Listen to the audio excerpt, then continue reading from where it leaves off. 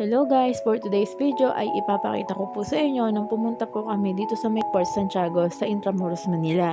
So bali nga po dito ay naganap po na kami ng CR dahil medyo malayo nga po yung binahe namin from Laguna to Manila.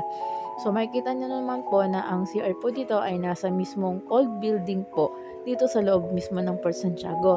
So makikita nyo po napakaganda at napakalinis po ng CR nila dito. 75 pesos na pala dito ang ticket pag regular tourist at 50 pesos naman pag estudyante. So dahil nga excited na si Kate na makapunta dito sa loob ng Port Santiago ay sobra talaga siyang natutuwa kaya ayun nagtatatakbo. Ayon na rin sa mga historiador, ang Puerto de Santiago o Kuta ng Santiago o mas kilalang Port Santiago ay itinatag ni Miguel Lopez de Legazpi noong taong 1571 sa Intramuros, Manila.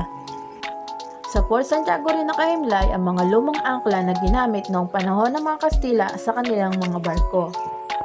At sa parting ito makikita ang mga buildings na nasira noong panahon ng ikalawang digmaang pandaigdig.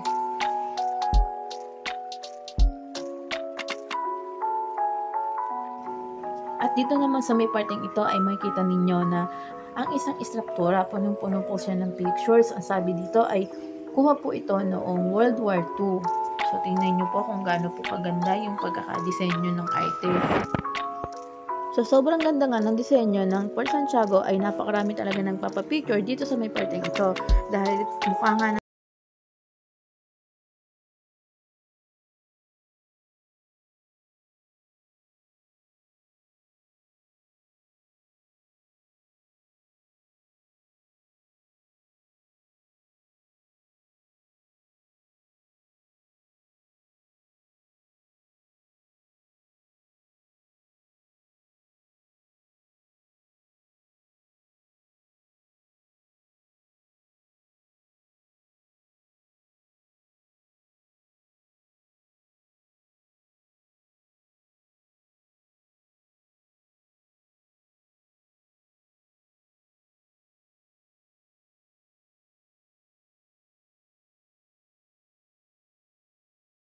pasok sa museum ni Dr. Jose Rizal ay kailangan po kayo magpakita ng vaccine card sa gwardiya para po kayo ay makapasok.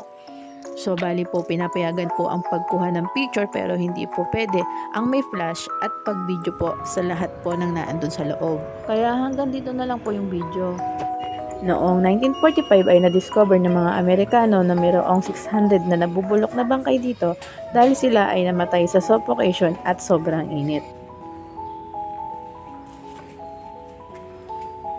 Para mas makita po ng mga turista kung ano po ito nung panahon po ng mga Espanyol, ay nilagyan nila po ito ng mga manikin para magpakita kung ano po ang mga nangyari sa lugar na ito sa mga Pilipino na nakalagay po or mga nakakulong po dito sa loob.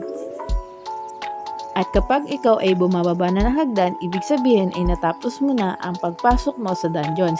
Kaya hanggang dito na lamang po ang aming video. Maraming salamat. Bye-bye!